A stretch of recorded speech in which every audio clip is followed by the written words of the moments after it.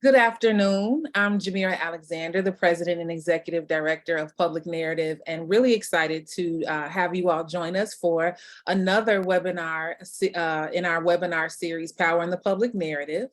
I'm joined here today by Dr. Judith Kent and Alejandra Elox.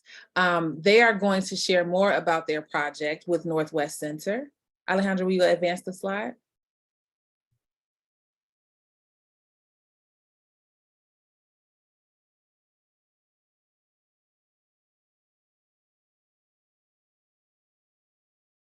They're going to be sharing more about their project, Common Ground, Building Community Connections in a Pandemic and Finding Common Ground in a Pandemic with Love. I'll hand it over to Alejandra and Dr. Judith.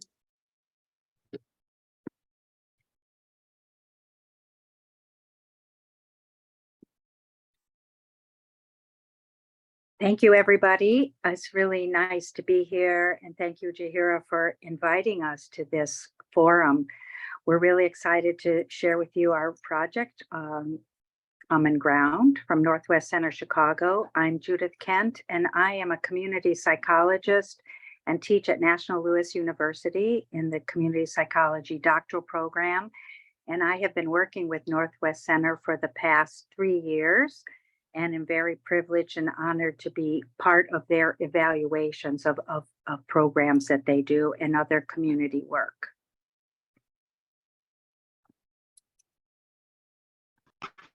Hello, my name is Alejandra Elox Marquez. I am the Programs Manager at Kelvin Park Senior Center. I have been working at the Senior Center since December 2020. I started as an assistant, so director, and after a year, I became the Programs Manager for the center and one of the lead instructors for the Common Ground program. I'm happy to be here.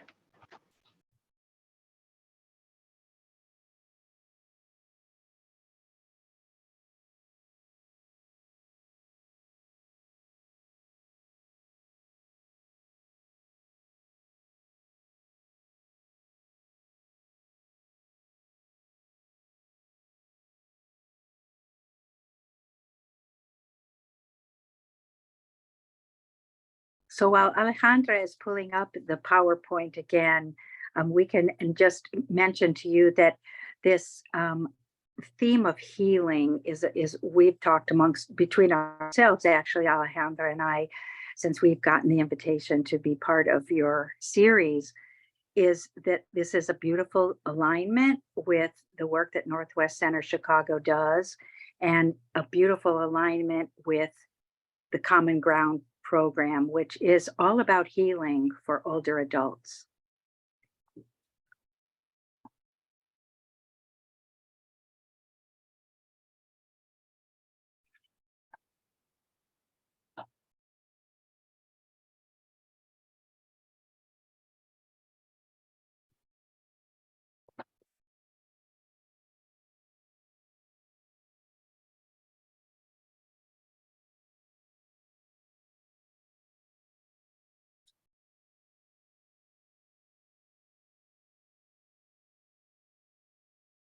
And we'll be sharing the PowerPoint with those of you who are interested, so you'll see more information about us if you're interested.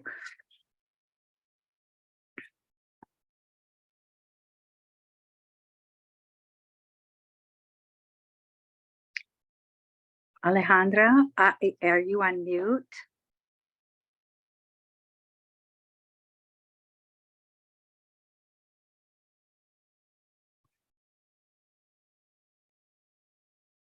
That when I'm sharing, it like turns off my microphone. So I'm sharing, and then it tells me I'm thinking that because I'm sharing, I'm not looking at the screen, so I'm thinking that it's going, and I go back to our Zoom, and I'm on mute, and it tells me that I can't share and have the microphone on. I don't understand what's going on, because I was speaking, I was sharing the missions one, but I guess you couldn't hear me, right? Okay, Jahira, you can share then. Okay. Thank you. Yeah, because I was sharing them.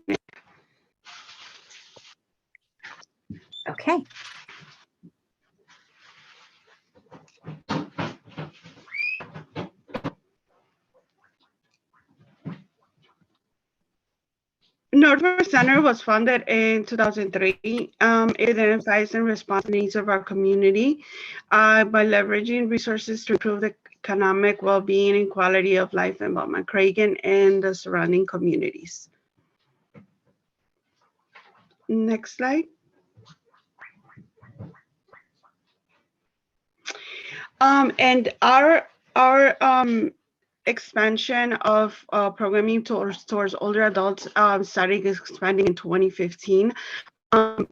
Seeing the need for that, and the focus was on housing, aging, and then age-friendly banking for our older adults. Just for them to have for us to have a more focus on our older adults. Next slide. We started doing our older adult call outreach in 2020 because we obviously noticed that a lot of our older adults were, alone and isolated.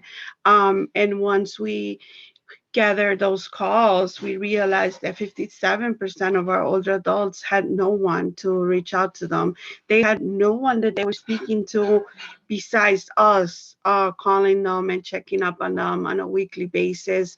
So we noticed how big of an impact that was to start the older adult outreach in 2020 during the pandemic. Next slide.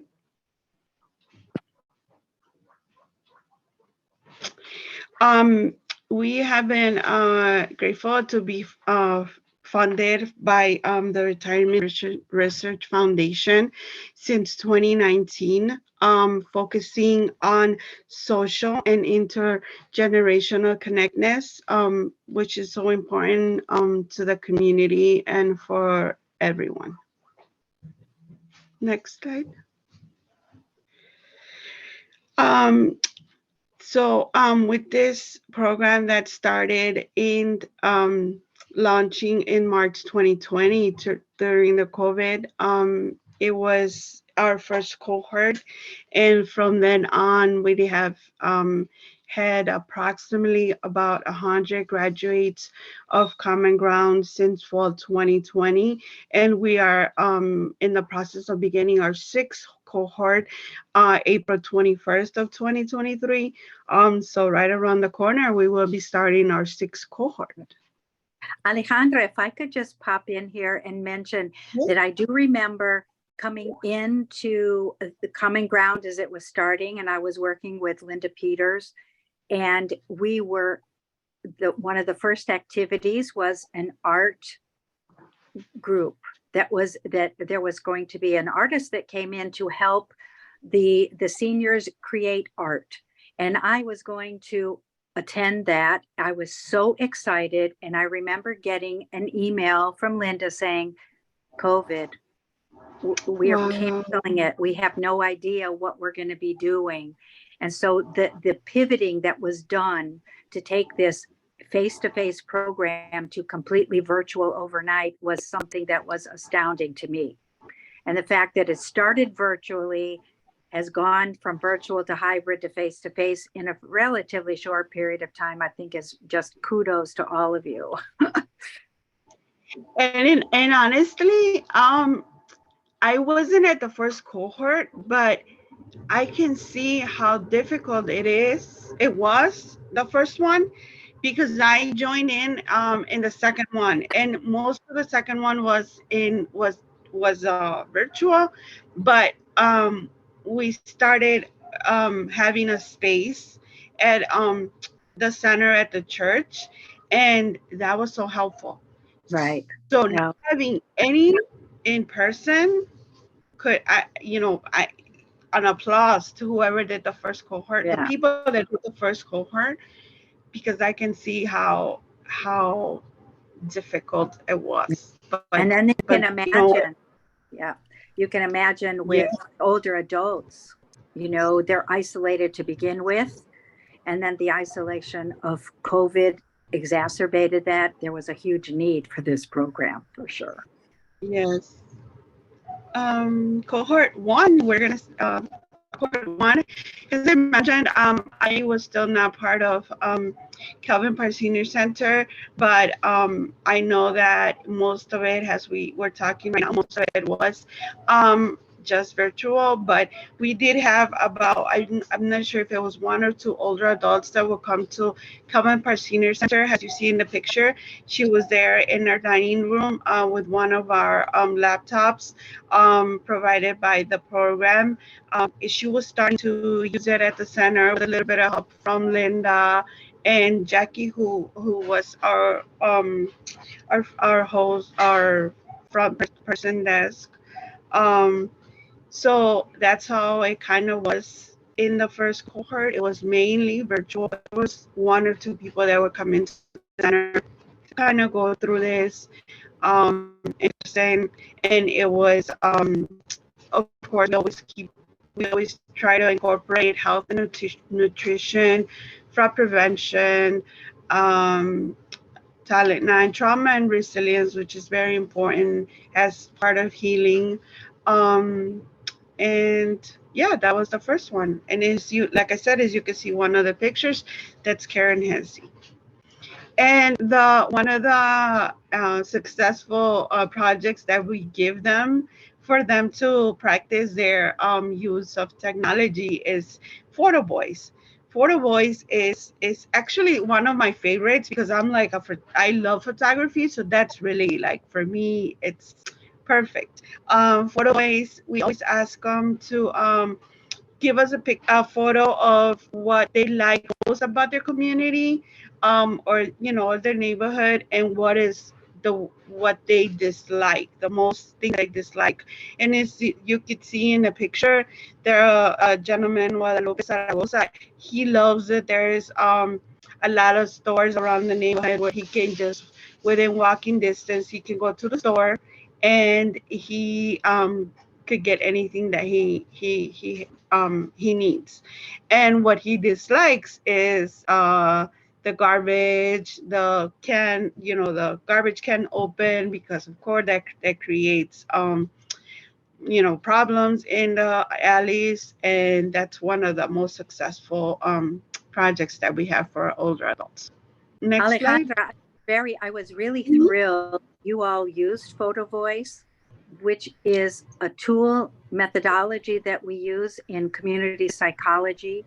And it fits really well with this initiative too, because this is a way of telling stories. And Yes. so putting together all of the seniors, these photos are examples of a story. What is strong about our community? What are some challenges that we face in the community? And when all of these seniors came together with the youth and presented their Photo Voice stories, it was this beautiful collective story of the community. And you know why this is also important? Because it's like you're gathering information for when you have perhaps an alderman meeting or some kind of meeting where you're able to express what you really need fixing in your community. One of the main things that we've seen throughout all the cohorts, it's garbage. The garbage and of course safety. Those are 2 main things that we continue to see in every Photo Voice Photo Voice that we have. Those are the 2 main things, and it continues to, it's year after year, the same things are happening. The garbage. And as you say, like taking these stories to the aldermen, that's a perfect example of how telling stories in this way with this methodology can influence policy. Yes. And it's like it says there, your voice in a photo. It's simple as that. Mm-hmm. We can go to the next slide. We actually have this, and it's a bit of a minute long, so I would like to kind of say what Dorothy Bell expresses here. she expressed to us how much she loved to do stuff for the community. She before the COVID, she was doing pantry deliveries to older adults that needed assistance, and she felt like she was doing something back, right? She was giving to the community. She's one of our volunteers actually, and when COVID hit, that really depressed her, that stressed her out because she couldn't really leave her apartment. So for her to be able to do common ground through the pandemic, that got her out of being depressed and stressed, because she needed that. She needed, even if it was through the computer, she had some kind of communication and connection with. And in that cohort, we had like connections with the youth. So she appreciated that connection with her youth. That really helped her to get through the pandemic. And we could go to the next slide.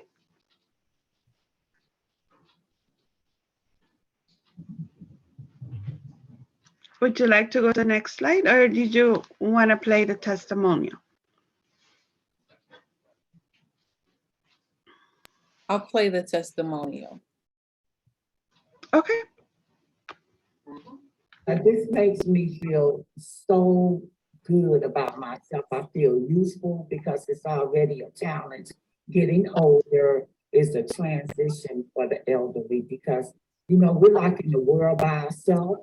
And then if you could help someone connect on a twice a week, that's great. And I used to go out to the food pantries and bring food back to my facility.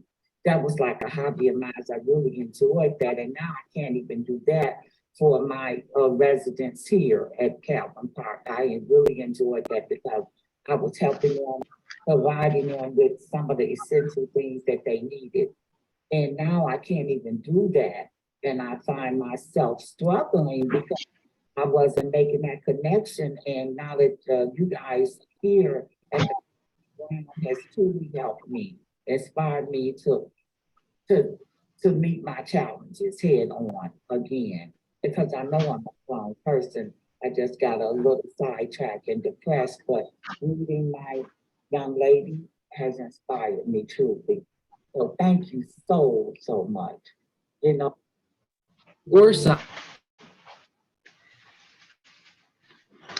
She's so into I just have to mention about Dorothy. She is so into being involved in the community, that now that we're okay and, you know, meeting people in person and going out and everything, we're doing outreach to the bank. We're doing outreach to different senior buildings, to the CPD district meetings. She's one of our ambassadors at one of our events, outreach events, because she likes to have that connection with people, but also she's been through common ground.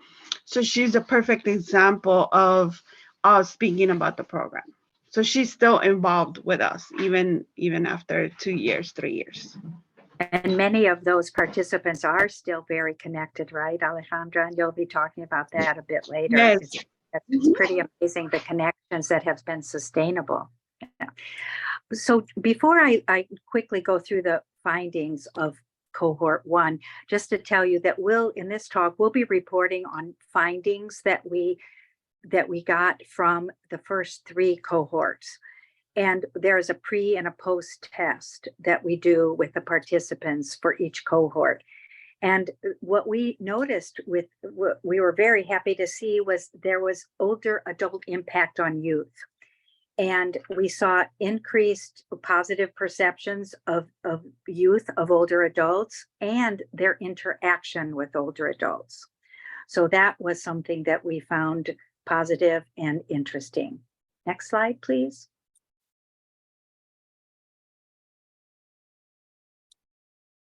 Okay. So what we see here is impact on older adults. There was a slight increase in comfort with computers as we're working on bridging the digital divide with older adults. There was an increase in older adults' perceptions of youth, but less than the youth cohort, than in that youth cohort. Overall, the youth were more impacted by the older adults than the older adults were by the youth. And that is supported in the literature in that, and we'll see this peer-to-peer seems to be really something that was needed for them. Next slide.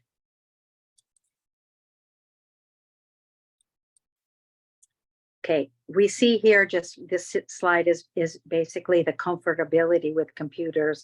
We asked about setting up video conference calls, joining a conference call, email, looking at other aspects of using, even turning on a computer. Something that, of course, is not surprising. Seniors are not as comfortable with technology as other age groups. And we found this to be something very important.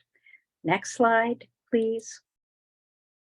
Okay, the implications of our findings is that, yes, we saw improvement in youth perceptions of older adults and their ongoing connections. We saw that there was the idea of generativity among adults, which is really important in positive aging. The peer relationship building was important, and that actually influenced the programming for Cohort 2. There was racial and cultural awareness across the activities that were done with all of the stakeholders. We saw that there, and I should say, you know, it's important to note that that Belmont-Cragen is a trauma-informed community where adverse childhood experiences are explored and shared, and understanding of ACEs and how they impact everyone in the lifespan being important, not only at the individual level, but at the community level, that had a lot of impact. There were increased feelings of self-efficacy, which is related to overcoming trauma. We saw individual and community resilience. Again, comfortability with technology. Social isolation was mitigated despite that first lockdown in COVID. And we take stakeholder involvement very seriously in the program design, not only from the results, but also in qualitative data that we get through talking with the participants. Okay, on to Cohort 2. Cohort 2, next slide. Cohort 2 was in April, between April and June 2021. That was actually my first cohort. That was the first cohort for me. That's when we were kind of like transitioning a little bit from just virtual to some days in at the center of church to kind of assist. There was 2 days we had for assistance, which we would go there and we would kind of practice what we a part of the class. We would practice how to get in our computers, but we would also meet there to join in for the class. And we were very like separate from each other. Like I remember we had about 8 tables. One person was in each table, you know, so it was very safe for them. And we had, again, trauma resilience, health and nutrition. Those were always very important. And here, we were actually celebrating my birthday, and there became so close that, you know, they brought me flowers, and it was such a beautiful connection with them. On to the next slide. This was their graduation. See how we were still kind of transitioning from kind of in person, but moving forward still with the computer, still doing their graduation was on Zoom, because we had about, if I'm not mistaken, about 26 graduates, you know, and we had their senior prom, which I believe is going to be in the next slide. Yeah, so we called it their senior prom. It was um, really wonderful for them because they've did this through part of the COVID, and for them to be able to celebrate each other and their success in getting to know how to work a computer. That was amazing for them. And we did also like a talent day. There's a lady that there was a couple of ladies that did a folkloric dance. There was another lady that sang, a gentleman that recited poems. You know, it was just a beautiful experience for them to be able to get together again, to be able to connect after being isolated for so many months. Next slide. This is one of my dearest pictures because I remember I took the top picture. It's Isidora and Raquel. They're sisters, and they were coming to the center to take the practice classes, the training. And I remember that day we were on a shortage of computers, and they were joking around. They were like fighting who was gonna have who was gonna have the laptop. And I just snapped the picture because it was so funny because they're always they're always in good spirits, joking around. In the bottom, that's Isidora. um Isidora is very active. She is to this day carrying around her Chromebook, practicing her computer. She from 2021 that she graduated, it's 2023 now. She uses her laptop to practice English. She's now taking ESL classes at Kelvin Park Senior Center, and she knows there's applications that she can go to and practice her English. So one of her favorites is called Chocolate. And she goes on there and she practices her English, and I've seen her. So next time I see her, I will take a picture of her to add it to this because she is one of our success stories. Definitely. She also took another program called Chicago Connected through Northwest Center, and that was another thing that helped her support her computer abilities. But along with Common Ground, this is a true success of her. Next slide. Yeah, I'll talk about the findings of Cohort 2. And we want to note that we did change our pre and post tests to reflect the changing in activities. We measured overall well-being, resilience, and social support. We kept in the intergenerational relationship building, but a briefer scale. And again, we kept the computer comfortability. There, we saw an increase in positive social interactions, which we want to put in the context of pandemic. So that was something that was very positive. We also saw an increase in emotional support, again, in the context of pandemic is important, and informational support. Next slide, please. Okay. So impact on older adults, we didn't see much movement on overall well-being and resilience.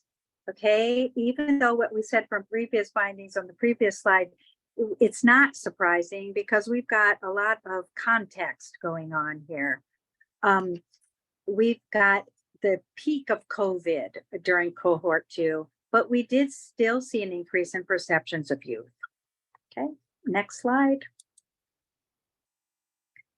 This is a theme that we see in the increase in comfortability using technology, which we continue to say is a very important connection for older adults. Next slide. Okay, what are the implications from our findings from the second cohort? So we see that the emotional, informational support and overall resilience findings were most likely due to the effects of COVID. We saw less intergenerational interaction, and that was intentional because we saw that peer-to-peer from the first cohort was something that we needed to really focus on. However, perceptions of youth reveal the importance of that connection. Peer-to-peer, again, very important. Comfort with technology and the importance of virtual connections during the pandemic. And we did see some mitigation of social isolation despite the pandemic. Okay, next slide. Can I just add from the previous one, the only thing has she mentioned that we kind of changed was the peer-to-peer. We connected older adults within each other, like we made like part like buddies, kind of like a buddy system where, hey, this is your buddy for this cohort, check in on them, and just kind of connect a bit more, and we actually made some friendships through that. So that's great. the only thing that we changed from the first to the second cohort. Mhm. And our next cohort, in cohort 3, we started in September through December. I remember this one has all of them. Each are unique in it, but we always kept the sense of knowing how important it is. The connections were very important. Also, cultural sharing was very important, but we noticed how COVID hit to a lot of our older adults, including our director, Linda Peters. Yeah, and we could go to the next one. As I mentioned, every cohort has a unique story. One of the unique stories for this cohort 3 for me was knowing how Common Ground brings a sense of trust with our older adults.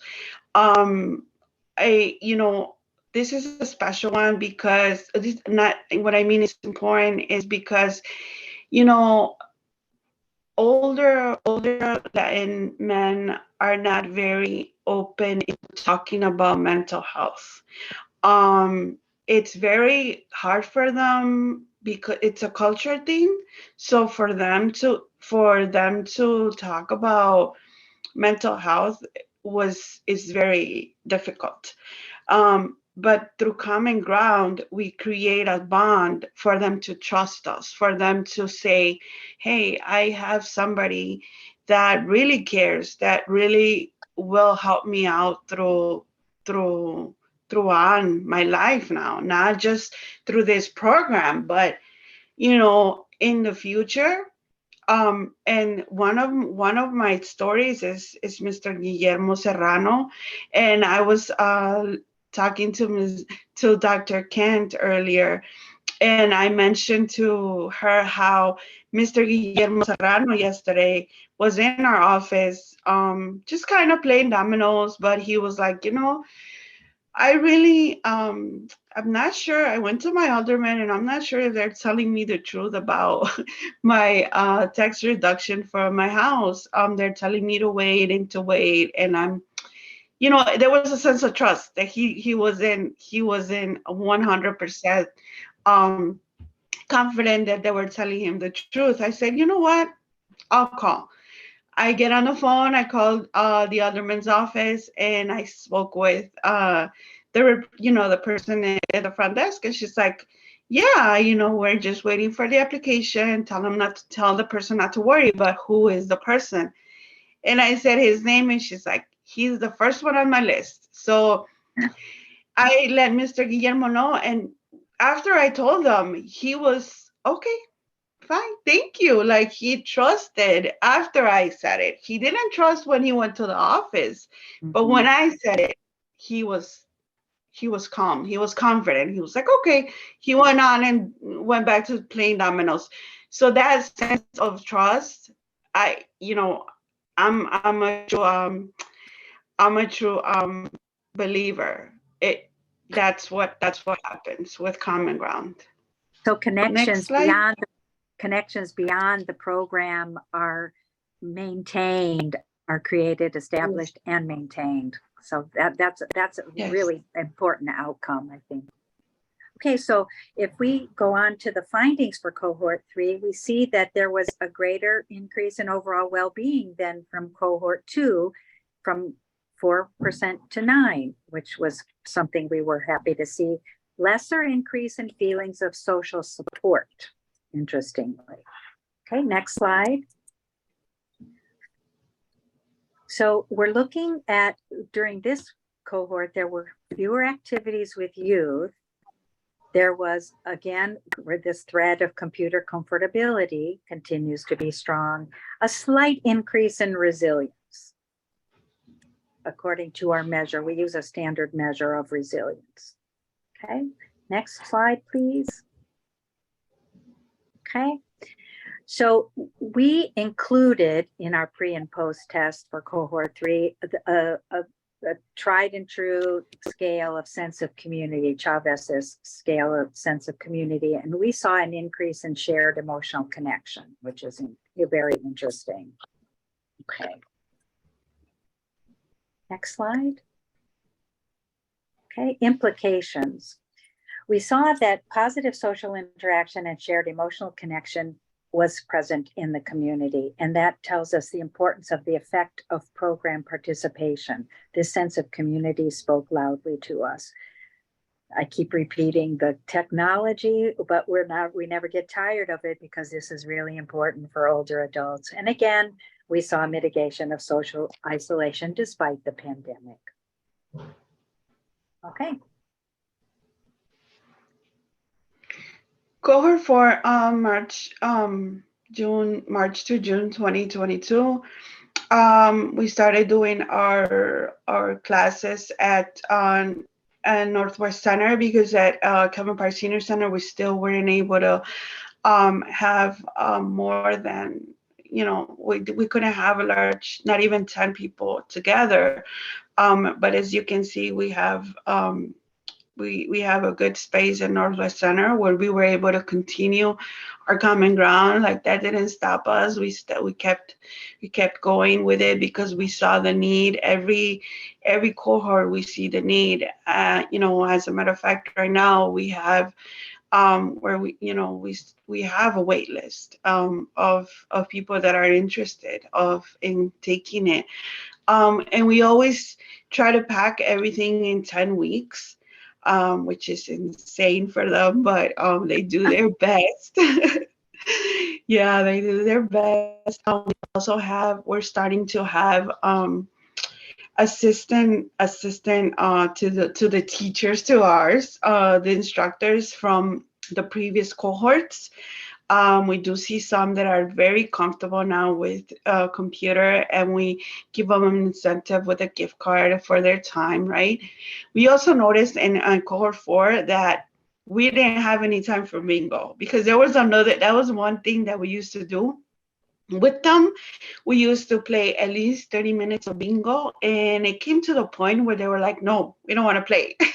we want to get into the learning instead of playing, because it was very important to them. And the certain cohorts were easier than others, and I'm going to explain to you why this cohort was a little bit not as easy as the other ones.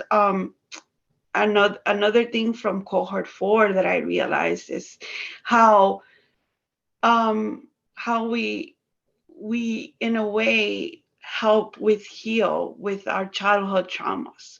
I noticed in this cohort how much in need they are. This is where it came to knowledge for me how important it was. There was one class where we were talking about our cultures and how we grew up. How was your Christmas when you grew up? Most of them, my older adults had no Christmas. They remember Christmas by going to church and looking at other people basically celebrate Christmas, because they were very low income in their countries too, where they did not have Christmas. They know what Christmas is, but they don't know how it was to receive a gift. There was a lady who mentioned how she had like 8 relatives, brothers and sisters. And it was very sad, and she actually got very emotional and cried. And she said, the only one that received a Christmas gift was my sister, the youngest. And that was very hurtful for her because, they see it as you don't love me, you love her, the youngest. And it's not like that. Parents did it because they're the youngest. And they would think that the oldest would understand, but it's a sense of you don't love me. So that was very emotional for her. There was another gentleman who remembers going to see like the windows of the stores with Christmas gifts and everything. And he was a gentleman, older gentleman. Can you imagine him talking about something emotional like that? I was into tears in that class because you don't really understand what they go through until you do this, until Yeah. you talk about their youth. You really start to like say, wow, like you think you like as a person you've been through stuff, you understand what they've been through. You really, that's another sense of connection, and another way of them talking about it is healing. Right. That's how I see it. Yeah. And I also remember, hearing about how the elders and the youth, when they were connecting one-on-one and having pairs, where they would share their childhood and their childhood trauma. And the older adults as they were learning about adverse childhood experiences and resilience, they were able to help youth one-on-one talk through their traumas and try to help them unpack that and move toward resilience as well. Yes, definitely. Definitely. We could go to the next slide. Yeah, as I was saying, this cohort was extremely inspiring for me because there was at least half of my class who in their countries only had up to like second grade. They went to up to second grade in school, second, third. One of the older gentlemen said that he couldn't continue to work because he couldn't continue to go to school because he had to work at third grade. Can you imagine leaving school because you had to work? There was another lady who said the same thing. At like fifth grade, she couldn't continue to go to school because she had to help out at home.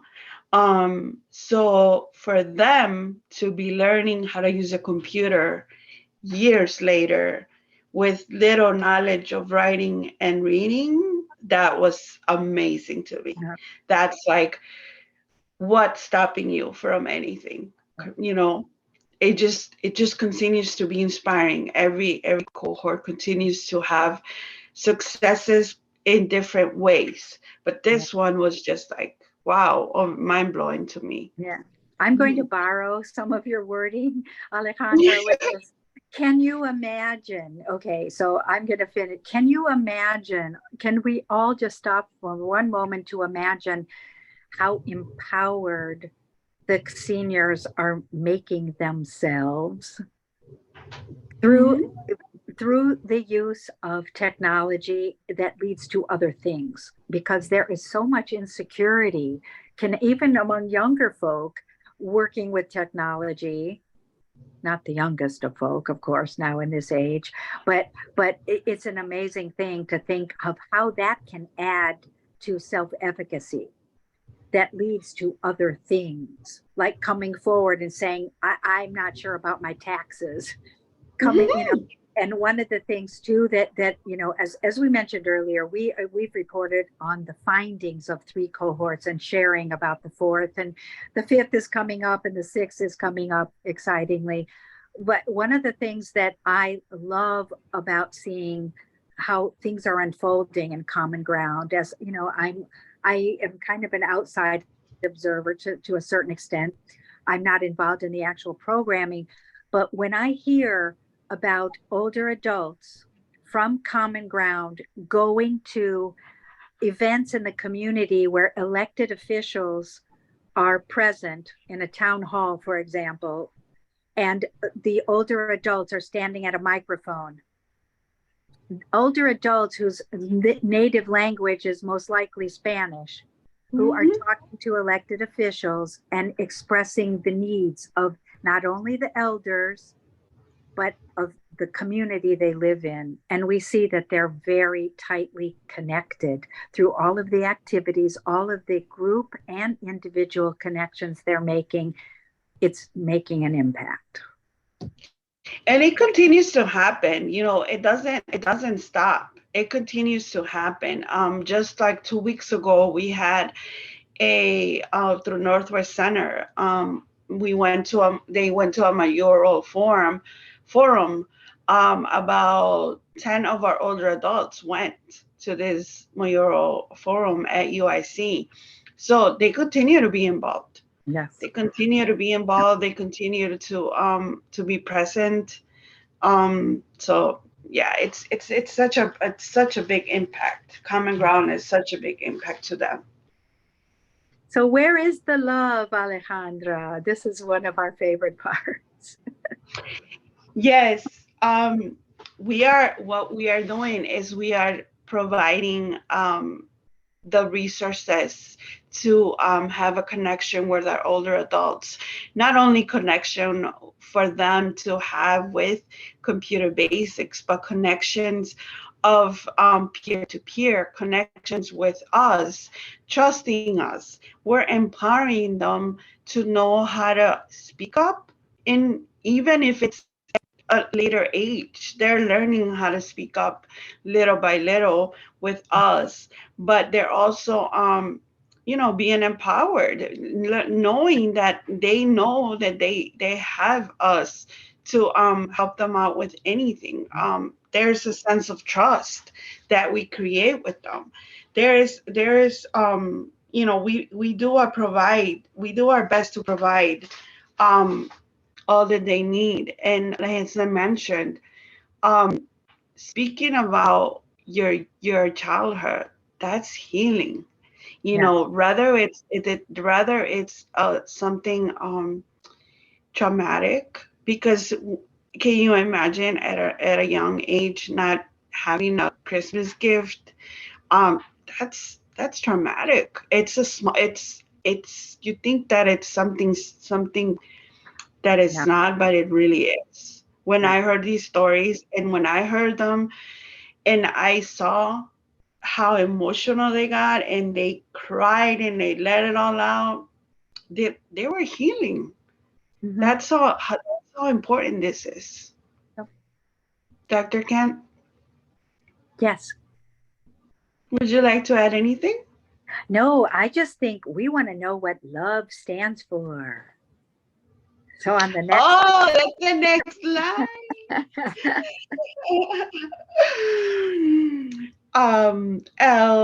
Listening and learning along the way. And every cohort, we noticed what works and what doesn't work. So we're learning along too. We listen to our older adults. They come to us and they tell us, we should do this or this. What do you think about this? We're always listening to them. We our doors are open to them all the time. And again, Common Ground creates a trust for them to come. I can tell you many older adults that come to me about different things because I met them through Common Ground. And that's where it started. The connection started. I have their personal numbers on my phone because I connect with them. How are you? Good morning. That's how special they are to us. Observing, and we're open. Of course, like as I mentioned from the first one, we have made changes. We have adjusted to their needs. There's probably other things that work out from one cohort to another, and we adjust it. because we want to make it better and better every cohort. The valuing and validating the needs of Spanish speaker. So from the first cohort, it was only in English. Second cohort, but was bilingual. So we were both Spanish and English, and then bilingual, and we were translating. We saw the need of a Spanish cohort separated from the English. We started doing 2 sessions now. So we do, for example, 10 to 12. So we have an instructor in Spanish, instructor in English. Is it hard? Yeah, it's hard, but it's what our community needs. It's what they need, and we adjust it because we want to make sure that they're secure, and they have confidence that they're gonna get what they need in their language. E, equipping and educating older adults in topics important to the quality of lives. Again, if we from one cohort to another, if we see that we need to add something or edit something, we do it, because we want to make sure we want to keep on educating them in the way that it's easier for them, and what they need. We want to make sure we bring it to them. So what I noticed, Alejandra, is that there is a lot of flexibility here. I like to call it nimble. The program is very nimble. On one hand, even though we're up to like 100 graduates coming up, right, approximately, Yes. the program is still small enough to be manageable, in the sense that if changes need to be made, they can be made from one cohort to the next without a lot of strain, let's say, on the system and the programming. And that is one of the things that I think makes it very effective, is that you're able to respond to the needs that you see the next cohort gets the benefit of that. Yeah, definitely. Every cohort has taught us something, right? Yeah. And with that, we adjust it because we see how important it is. It's not, and like you mentioned, it's not hard to adjust it. It's not hard at all. It's pretty flexible, pretty capable to be changed. Yep. Do we have a next slide? That's it. Oh yeah, that's our email. If we have any questions. Thank you, everyone.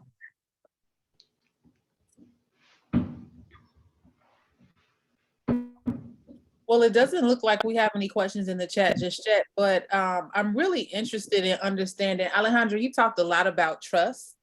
Like, how did you all land on like this notion that you needed to build trust? And then how did you go about doing so? I was talking a little bit with Dr. Kent yesterday, and I recognized that it can be a lot of work when you have the goals of the project and you still have to build trust among the community members engaged. So how did you all go about doing that, and doing that in building trust with each individual engaging with the project? It actually, I'm for me, it's not hard, but within like each class, I realized how in just engaging with them creates a trust. Because like, I'm gonna put an example with Mr. Guillermo. I didn't even know Mr. Guillermo when I started working at Kelman Park Senior Center. We didn't have that connection because most of our actually all of our activities were closed. We didn't have activities, we didn't have programs. The lunches were to go. So when I started in December 2020, hi, hello, and they would go out, they would grab their lunch and would leave. They couldn't even have lunch at the center. So I didn't really know many of them until I started doing Common Ground. And when I started doing Common Ground, it was like, you are this, you are that, you know, you are Isidora, you're Guillermo.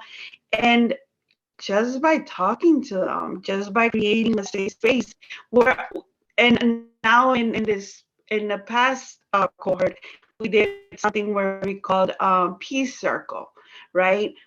We're talking about culture, we're talking about racism, we're talking about, so like as we mentioned, every cohort we add different things, but by talking about your experiences, like one of the ones that opens up a lot is that, how do you celebrate certain holidays? What was your childhood like? And you start noticing how they really are, like their background, their history, you know. How was your, what career did they have? You know, just creating those talks with them, that you get to know them, that you get to know them and they get to know you. No, Could that's I take the opportunity to take my hat off to Belmont Cragen and Northwest Center? Going back to, was it 2015, and the quality of life plan that was developed by the community? This is a culture in Belmont Cragen of grassroots, of never top down. This is what we're going to do. It is all about community engagement from all stakeholders. And so I, as an outsider, I don't live there. What I have understood is that there is a culture of trust in Belmont Cragen, and there is a lot of community initiatives. There are a lot of community initiatives where people know each other and trust each other. And I think that is also a part of that, in addition to what you're describing, you know, in really good detail, Alejandra. I think Belmont Cragen, there's an understanding of, we're all working together here, and my input means something. totally. Dr. Kent, thank you for that. And Alejandra, you talked a little bit about one of the things I want to lift from what you just said, in basically like giving folks the space to share their whole selves, their whole lived experience. And throughout your presentation, I was taking note on how you might focus on perhaps like their hobbies, but also tying into, like, you know, the digital divide and making certain that they have the Chromebooks and access to what they need. Like, how important was it for you all in establishing this project to make certain that you serve the whole individual? Yeah, it was very important. And you know, it's kind of silly to mention it, but like their biggest, in like, to some older adults, their biggest incentive is, I'm gonna get a laptop when at the end of this program, and I'm gonna, you know, I'm gonna have my own. And one of the things I want to mention that was really cute was this last cohort, we actually got some book bags donated. So in the book, inside the book bag, we put the Chromebook, and it was like, that was the biggest joy for them to have. You know, I get very emotional because one of the older adults said, "This is my first book bag." Can you imagine at an older age your first book bag? I cried that day because as I handed her the book back, she told me that. And I was like, this is how much of an impact Common Ground does. Just a sense of like just a book bag, that was like the world for them. So, you know, can you imagine just these 10 course classes focusing on them to learn a computer basics, to actually learn about themselves too, because we go through ACEs and we go through how to heal. And that was like, wow, I didn't know that by writing I could heal. I didn't know that by you know, just speaking about it I can heal. But these are things that we don't grow up with. And unfortunately, in our Latin community, like I learned about it at like about 5 years ago. I mean, can you imagine them? What a shocking it is for them to learn how to heal through through basic things. Yeah. Yeah. Yeah. Yesterday, or last night, I should say, we had a screening. We hosted a screening at Equal Hope, and the screening was of the documentary The Healthcare Divide. And the panel discussion to follow. So the Healthcare Divide talked, of course, about the business of healthcare. And much of the information that was shared, we're familiar with through and by the impact of it. But the information provided really gave you like the intricacies of how you have such astronomical healthcare expenses. And one of the panelists in the conversation thereafter talked about us establishing a society where we focus on healing. So like, we have these care plans that focus on healing. And I don't know that there is, I don't know that, and frankly, I don't believe that our healthcare system, I was trying to like clean that up, but I don't know that I can. So I don't believe that our healthcare system is designed truly to heal us. But what I appreciate about the work that you all do, and we've got a couple comments in the Q&A just of how inspiring this work is and to keep up the good work. I'm wondering, like, you've tapped into something as you think about enlisting folks into like, subscribing to their own healing and processes like journaling and being in community and sharing information and not harboring secrets even. How else do you imagine folks might, continue to tap into healing spaces, continue to engage with your work, and frankly, just, invite others to be a part of their own healing journey? I really, and I learned, and I speak from experience. I really think that speaking about it helps out a lot. But not only that, like knowing that you have resources, because yeah, it's one, and I've noticed that it's one. I worked at the center. I noticed that a lot of the Hispanic community are really shy or like ashamed to come forward and say, I need help. I need to heal. There's still older adults that are stubborn about it, right?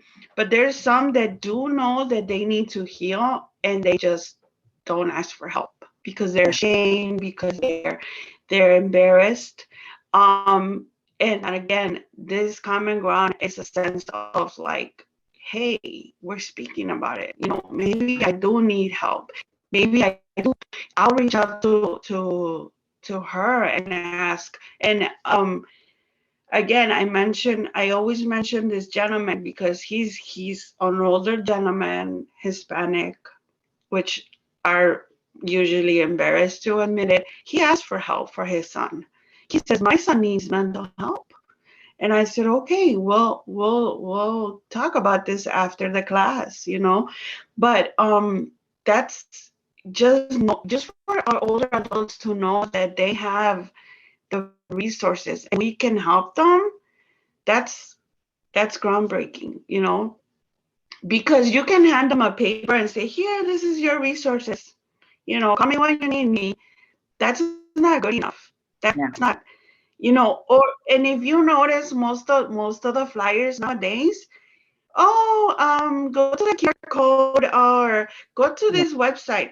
Older adults don't know how to go to a QR code. This is one of the reasons why Common Ground was starting, because if you notice now, even when we were through the pandemic, you have to make your appointment through the phone. You have to confirm through. This lady came back and she was like, I want to go get my second dose of COVID. And they're telling me I have to do something over the phone. Why?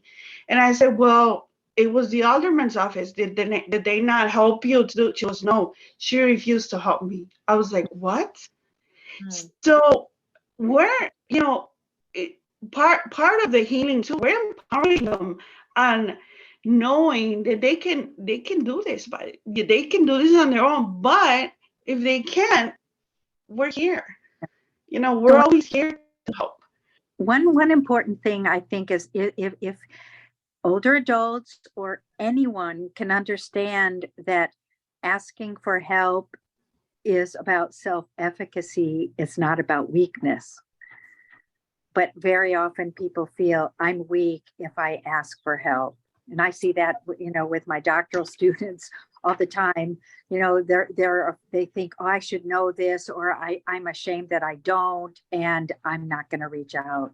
And that's a human nature thing. And if, some way to help people understand that, hey, you are empowering yourself, even if you ask for help. Mm-hmm. Mm-hmm. There's a question from the chat. It says, this is inspiring.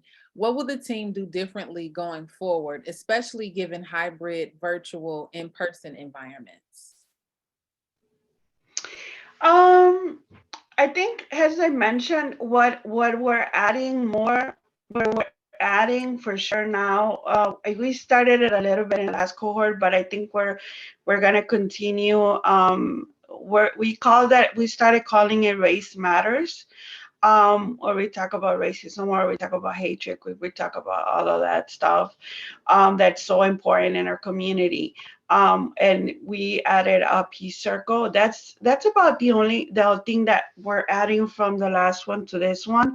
And we'll see how it works out. Usually whenever we do a new one, we figure out what works out, what doesn't. But I think that's what we're gonna be doing for this next one. We're adding a peace circle. I love that idea, Alejandra. I think that it's, given, I like to call it the biopsychosocial political realities that we're living in that are becoming more and more complex, and the polarization that we're seeing, in groups, intergroup polarization that is escalating. That is something that I think is a wonderful component there to strengthen. And I have to mention something. We started Race Matters, I believe in July last year. From that, we realized how we needed a support group, right? So probably a month after that, we started a support group. We call it Care Group. So it's like from one thing, you add another, you realize what's needed. So then in the support group now, that we're having twice a month, we're realizing how much that was needed, right? And goes back to common ground. We're gonna see what's needed from this peace circle and from adding Race Matters into common ground. So that's always like a connection. Like we'll see what comes out of those peace circles and what changes are going to be needed for the next one. I think we saw some awareness of cultural and racial awareness. It was, I think, in cohort 2 that came about. So the seeds are planted, and it's great that you're pursuing that. Yeah, definitely. Any other thoughts before we wrap up, or other questions from the audience?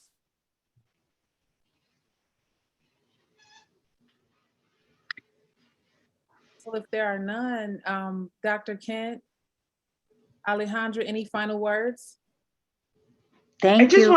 I just want to be grateful. Yes, we're so grateful because this is great exposure talking about common ground. It's very dear to us at Calvin Park Senior Center and Northwest Center. We've seen the impact that it has done to our older adults that continue to get benefits from it, right? Continues to have again, that word for me is so important, connection and empowerment to our older adults, where they at some point think that they're vulnerable, but in reality, they're very powerful. Yes. No, that's And I think we can see that the importance of a program that does focus on older adults is growing because the population is aging and the needs are there. And I really appreciate your having us here to just share the story, because that's what you do, the public narrative. You're sharing stories, and input that we can receive too is always welcome for sure. absolutely. It's our pleasure to invite you to this. This Power in the Public Narrative series is sponsored by the MacArthur Foundation and Northwestern Medicine. And we've partnered with Congo Square Theater in their celebration of healing to really focus on not only in celebrating or promoting the production How Blood Go, that focuses on health equity, but then there's also the opportunity to learn more about different disciplines through documentary screenings that are taking place. And like I said, yesterday, we watched a documentary about the healthcare divide. So we wanted to, through this series, really point to community engaged research projects that were solutions to some of these problems. We're not all about lifting up what the issue is without being able to offer solution. And we know there are folks who are doing great work across the city to help make certain that we advance health equity in our lifetimes. So I really appreciate the work that you all do. I appreciate you all coming together and sharing with us. The final question that I have as we close out, I only learned about Common Ground and your project, Dr. Linda Peters, through the Healthy Chicago Equity Zone model and the C3 conference, the Right. Chicago Community Consortium for Community Engagement. Right. I only learned about Common Ground through that. And I'm wondering, like, what is your impression of the Healthy Chicago Equity Zone model, and what excites you about the pilot? It's the coming together and stepping out of our silos of research and action, marrying research and action, and knowing that we can make a difference individually, yes, in very small wins, but we can make a greater difference if we share and work together. Absolutely. How about you, Alejandra?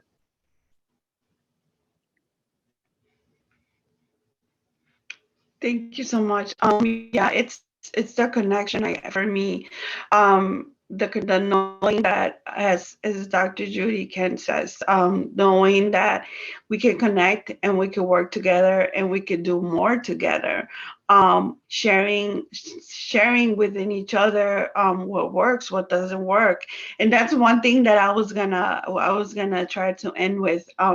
If anybody has any suggestions of what would be a great idea to implement into Common Ground, more power to everyone for sharing that, because every cohort we want to make the best that we can. And Dr. Ken just gave me an idea when she mentioned, I didn't know that, that's really weird. I didn't know that in the first cohort there was an artist that was going to come and do the art. You mentioned something about that, Dr. Judy. I'm actually taking an art class right now, and I'm actually gonna talk to my art instructor about it. So see, that's how talking, expressing, connecting, that's how we come up with new ideas or better ideas for the matter. Healing through art. There you go. I'll be the first one to sign up if I'm allowed. Yes, of course. Definitely. Well, this has been an excellent time with you all. Thank you again for joining us. Thank you. Thank you to all our attendees. Thank you so much for having us. For being here. Absolutely. If you all would go to congosquaretheater.org yes, and click on the current season tab, you'll see the celebration of healing, and it has a complete list of our upcoming documentary screenings, panel discussions, and upcoming Power in the Public Narrative webinars. Awesome. I am Jamira Alexander, and this has been Dr. Judith Kent. Alejandra Elax. I'm sorry, Alejandra, am I saying your name correctly? Alejandra Elax Marquez. Yes, correct. And this has been a presentation on Common Ground. Thank you so much, everyone, and have a wonderful afternoon. Thank you.